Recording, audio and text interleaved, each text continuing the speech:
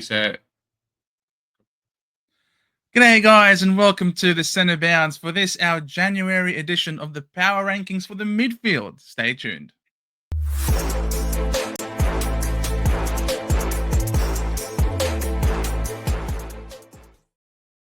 Yes, Big J, we have done the Power Rankings for the forward line. We're going to work our way backwards now, the mids this week, or should I say today's episode. And then the next one, we'll go to the back line and we'll finish off with the rucks. We're doing it our own way.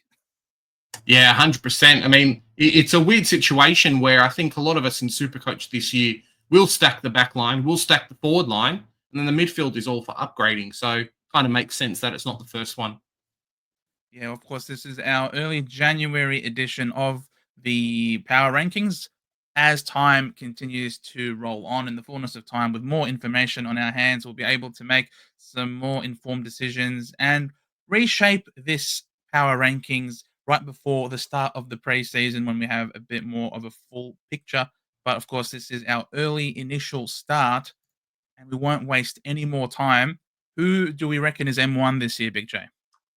It's an interesting one. Does this guy get knocked off the perch? I don't think so. It is big Marcus Bontempelli. Now, I know a few people probably won't be starting Bont just due to his kind of inflated price, but you better finish with Bont in your team. The guy's almost a guaranteed captain every week. He's at least a good vice captain every week if the Dogs are playing earlier on in the week. It's hard to get past him. 100%. I mean, look at those scores in the last few years: 120, basically 124, 130, 117, 120, 130, 113. Like, it's outside of his debut season. He has averaged over 100. The guy is Mr. Supercoach. He is the best player in the league. I have made that opinion clear on this channel for those who know me. He can do it all, and his Supercoach scoring, he has a ceiling unlike anyone else. So Marcus is M1. Number two.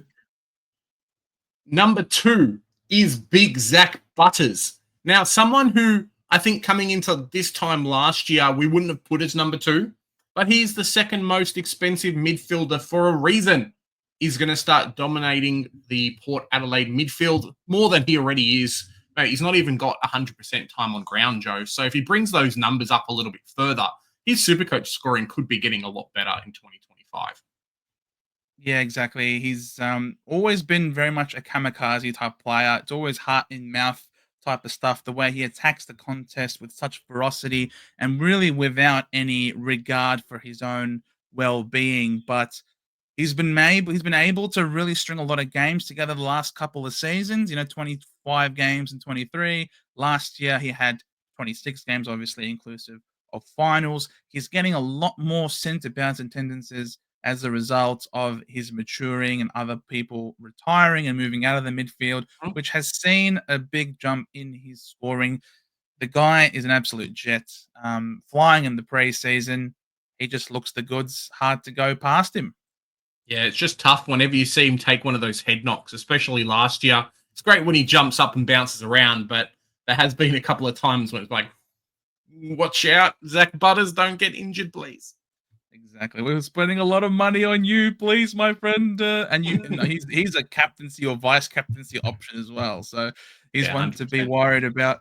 Someone who we think is going to take the next step in his development and in his journey as an AFL player. We've got Caleb Serong breaking into the top three mids this year. He averaged 115 last year. He's got the great buy that he shares with St Kilda this year. He started last year like a house on fire. Like, if we were to scroll down a bit to the start of his season in 2024, where's 2024? 2024 was over here against Brisbane. And you look at the way he started with a 170, a 141, and a 125. People really had to put some attention into him. He's got a ceiling like few others in the midfield. He does have a game that suits Supercoach with a lot of contested ball, a lot of centre bounce attendances. And you'd anticipate that he's only going to continue getting more of those centre bounces with Fife moving out of there. So Serong, we think, is going to break into the top three mids this year. Yeah, 100%. I mean, even with Sean Darcy, who we'll talk about in our ruck video as well, him getting better, him getting fitter.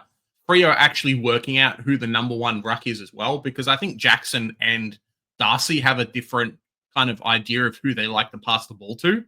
Caleb Serong, getting your team. I mean, if he has another start like he did before, people are going to be scrambling. I know I was in 2024. Exactly, and we anticipate that Fremantle's going to be one of those big rises up the ladder this year in 2025, and you'd anticipate that with that rise, it's hard to say that the midfielders aren't going to get a little bit of bump up in their scoring as well. So Caleb Serong makes it in. Who's our M4, Big J?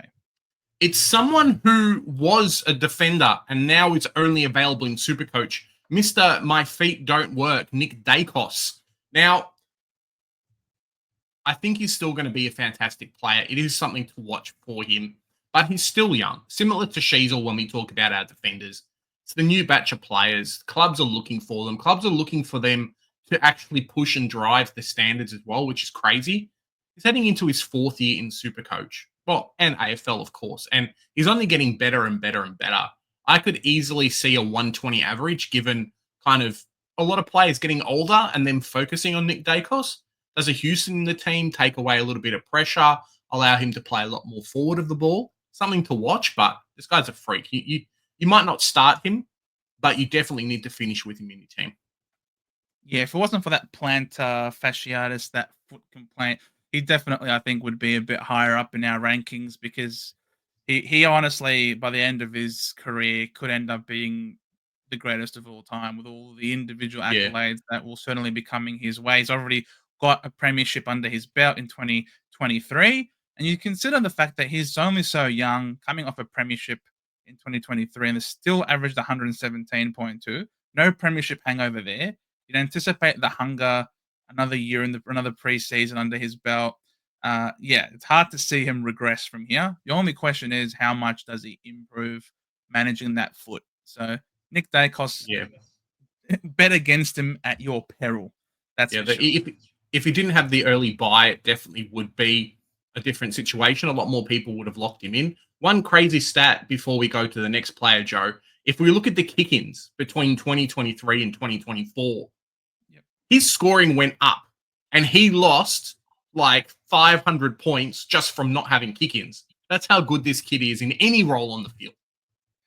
It's true. It's true. The kid's he's a jet. He actually might go down as the greatest of all time by the end of his career. We then move to M5 on our power rankings, and we sort of mentioned him before in one of our live streams. Cam Guthrie.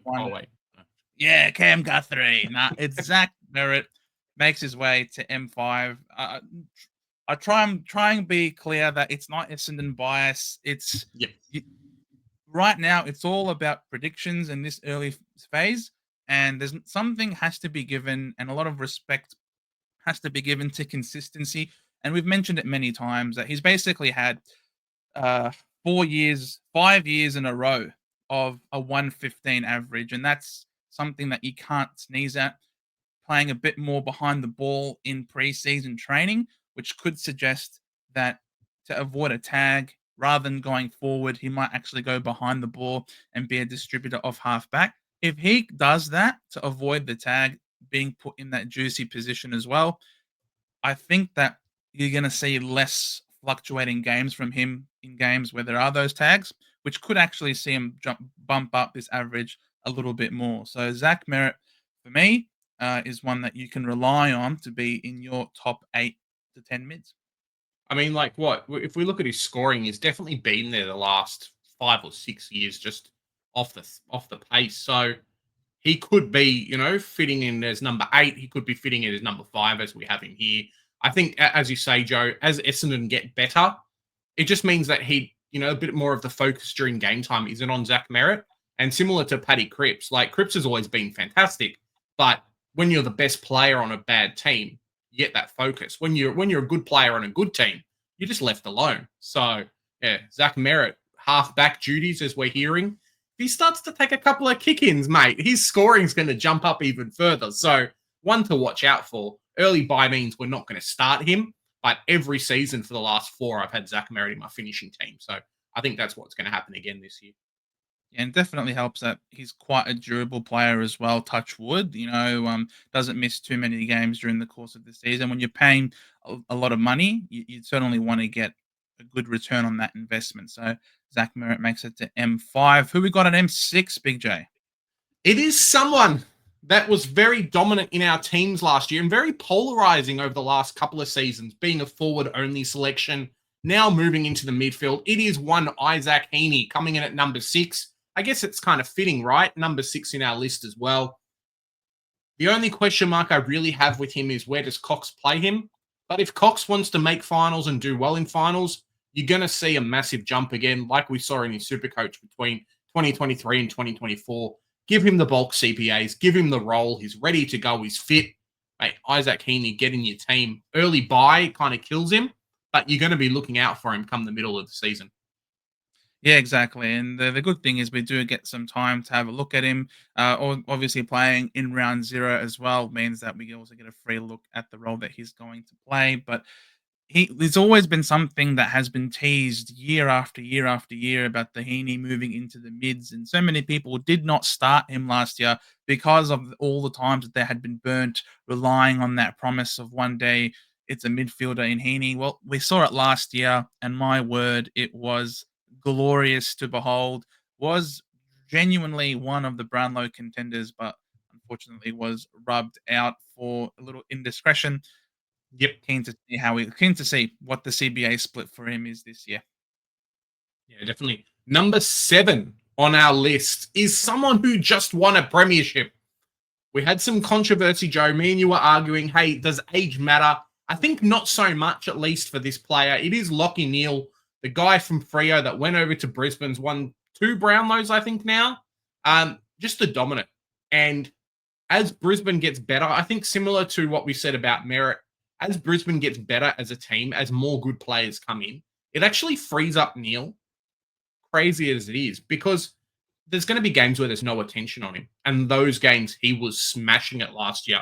So Lachie Neale, I haven't finished many seasons with him. The early buy definitely does hurt. Round 0 is not great for Brisbane players, but if he's cheap, chuck him in your team and you're not going to be complaining. Yeah, 30. He'll be 32 in May, which obviously, and also coming off that elusive premiership that he's been chasing for so long. So you might think, is the body with all that hard celebrations over the off season, as well as potentially a hangover, premiership hangover, will that see him drop in scoring? Well, we have sort of factored that in a little bit with this ranking. He's not at M3 like he was last year. We've got him currently at M7, which we still think is respectable enough in terms of considering his age and the offseason, but still giving him the respect that he deserves and being in this top echelon because he is a gun. He has the cleanest hands in the business. He just does not fumble. And yeah, as you say, Big J, that midfield is only going to improve adding Will Ashcroft there on a more permanent basis. Levi Ashcroft coming to the side as well. And if you tag him, they'll get off the hook, as will Dunkley. So it's a tough one to beat. And Lachie Neale, he loves playing at the Gabba. He loves the Gabba. Ultra durable as well. If you have a quick look at kind of those games played, almost playing the entire season as well as grand finals. So Lachie Neale take a bump and then, he's not playing. Yep. Come Fridays in the team sheets. That's it. So Lachie Neale, what a steal. Neale, what a steal. We move on to M8 for us at the moment, talking about someone who has been pretty durable. This one's been the opposite. We've got Brayshaw, Andy Brayshaw from Fremantle. He's always had an issue every single preseason in the last few years, which has unfortunately held him back, where he starts off pretty slow and then ends up building as the season goes on. We certainly saw that from him last year. We've got 3 years in a row of basically 110 average and then 1 year of 107. So he has shown that he is pretty consistent. And if you look at the way that he ended the season last year with 127, 147, 137, 137, 137, that's pretty damn good. So by reports, he is training the house down. He is in a contract year. If Fremantle wants to keep him in the side, they're going to have to give him more CBAs. Cutting his CBAs by 9% is not a way to show that we want you to stay in the side. So all preseason, he's been training exclusively in the midfield. Hopefully, we see less wing, which means more scoring. Yeah, definitely. And I think the beautiful thing, we've touched on buys quite a lot. Supercoach doesn't care about round zero, and Brayshaw doesn't play round zero. So I've seen a lot of people have him in their teams as a cheaper version, maybe to Serong. That 30K can go pretty far. Brayshaw has never really been there for me. But as you say, Joe, dominating preseason. Freo want to make top four. They want to go deep into finals. Brayshaw is the gun that's going to make them do that. And I think similar to an LDU, that 2017 draft class, man, they're freaks and they're coming into their own right now. So watch out from him. Exactly. Then move to M9. We've got a guy who is playing in round zero with an early buy, Tom Green. Mm-hmm. The lean green fat grilling machine. This guy, he loves a good contested hard ball. The only problem is he loves having a low disposal efficiency just as much, and that does hold him back. However, his game is truly designed for Supercoach, being that in and under player, bulk CBAs, which we see on a regular basis. And he's had 2 years now where he's given us premium scores. Suffered from a bit of injury last year. If he has a bit of luck and doesn't get copped that injury midway through the year, then we could see and should probably see that average bump up to over 110. They've got a decent fixture this year as well, the GWS Giants. So I reckon Tom Green can make it into the top 10.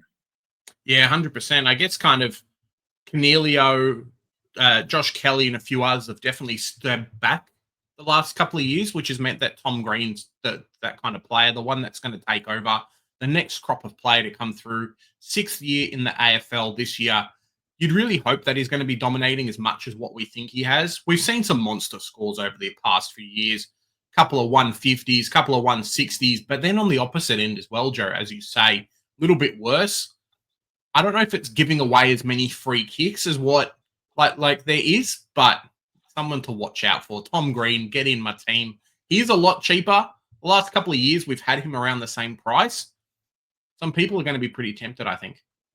Yeah, I mean, it takes some players. It takes them like 5 or 6 years to really be in the system before they explode. And so we've sort of seen some premium scoring already from him in his 4th and 5th year. So you'd anticipate another preseason under the belt, full preseason, that Tom Green can take that next step and really join the upper echelon of midfielders. We then move to M8, 9, 10. What do we got? 10. Who do we got? I love this kid.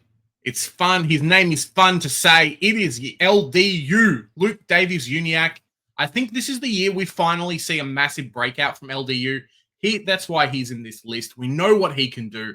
We know, hey, look, 3 years in a row of decent 100-plus scoring, which is what we want in Supercoach, right? We're not maybe expecting M1 status, but as North Melbourne gets better, we've similar said with Zach Merrett, Lachie Neale, Serong even, as your team gets better, the good players take on less focus. I mean, the people start tagging Wardlaw, people start tagging Jai Simpkin, Luke Parker, heck, half a dozen other good players in the team. It means LDU is going to dominate. Partner up with Cherry. We know what he can do. LDU, not too bad.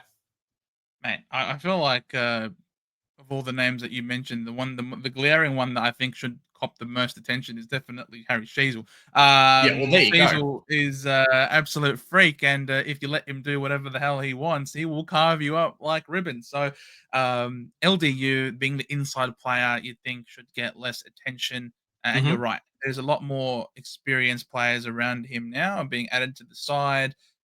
People sharing the load a bit more. Hopefully, Wardlaw can see a bit more consistent gameplay. So does LDU.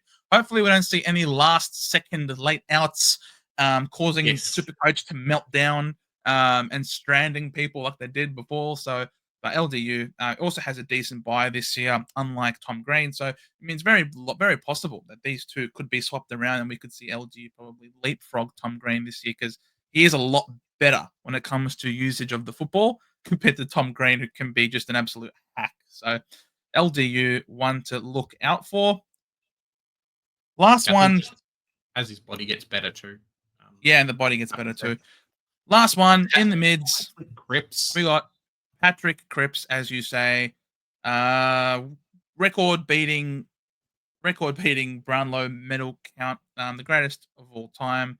And yeah, I'll let you do that. I've bagged Carlton enough. I think stuff him in their brown paper bags. But Yep. he takes taking that aside, you look at the scoring there. He's gone over 110, 1, 2, 3, 4, 4 times. He's gone over 110, and this one 108, which is pretty close to 110. They've got a really Mickey Mouse fixture this year. The Blues, ridiculous. Those brown paper bags continue to buy them every chance at success. But Cripper is an incredible player. He is captain inspirational, and can really do it all for them. He has certainly elevated his game. I thought he was well and truly deserving of the Brownlow medal last year. How much he won by was a bit of a surprise, but he's even getting in the ruck. Obviously, finding the ball at will. He basically had 30 disposals a game last year, and he's going to have some more support with hopefully a fully fit Chera this year. Obviously, hopefully a very fit George Hewitt this year. Maybe Sam Walsh will continue to be good. And they've added Jagger Smith to also provide an outlet pass. He's got the speed that kills. So Cripps could well and truly feature at the top bracket. Yeah, definitely. I mean, if we rattle off some of the scoring that he had last year, 144, 144, 122, 128, like the guy's ceiling is definitely there. It's more just how dependent the team is on him scoring. And you'd hate to have a game where, let's say, Walsh goes big and then Cripper kind of just falls apart a little bit, or one where the midfield just doesn't really get affected too much. Like you might have one of the games versus Hawthorn last year where, let me just say, Hawthorn last year, 25 disposals, didn't even score 100, just for how it was and how dominant they were, and is susceptible to giving away a few free kicks, which is something I think he needs to worry about a little bit. But he definitely gets free kicks on the other end as well. So maybe it's just which referee is officiating that game that week to kind of figure out where he's going to be. I know there's some players that get picked on by a couple of the referees. Maybe Patrick Cripps gets looked after by some of the referees as well, Joe. Yeah, and he definitely needs to have a disposal efficiency over 60%. Like we'll see, I guess, in games where he has a disposal efficiency under 60, it's a 55, it's a 40, 47. Carlton were really susceptible last year, and happened to Sam Walsh all the time, where there'd be a stoppage and it would just be a kick the ball as far away from the stoppage as you can and hope the forwards and the two tall marking targets can actually get the ball. So maybe it's a bit of a game plan change for him as well that will see his scoring be a little bit more consistent. Yep. And we've got one final spot. Yes, not in the midfield. We'll put him in the flex. Who we got, Big J? It is a guy that obviously has had some off-field issues, but seems to be dominating, seems to be doing, like, tearing the house down. Not last year, but definitely 2 years beforehand, and then way before that. Clayton Oliver, get in my team. We know what he can do in terms of Supercoach scoring. It's more a mindset and a body thing for him. He is cheap. He should be in everyone's team. He doesn't have an early buy. Mate, we know he can be anything, Joe. Look at some of that scoring 2022 and below. 128, 125, 122. If he gets close to that, he could kick a Daicos, a Merrett, Heeney, anyone out of this list. It could push Bontempelli out of there. You'd hate not to have him and then him go big and have to chase like 600 plus K. Biggest fat lock in the preseason. Like the fattest of locks for 451K. And you like, is he going to go 123? Like, if he goes one, I personally am not anticipating him going 123. I reckon he's more than likely to go maybe 110. That is still ridiculous value at 451K. And if it's a wet day, this guy is probably the best wet weather footballer in the league. He is a pig, and he loves that mud. So get him in the side, round 15 bye. Petrarca will have some question marks over him. Obviously, got that cracked rib yet again. Does that mean, which I think it should mean, that Melbourne do not play Petrarca in the midfield as much to protect their star player? Maybe have him run more as a half forward type player. which would mean that really a lot of the heavy lifting will be on Clayton Oliver's shoulders in that midfield, receiving taps from big Maxi Gorn. So Clary is the man. Get him in your sides.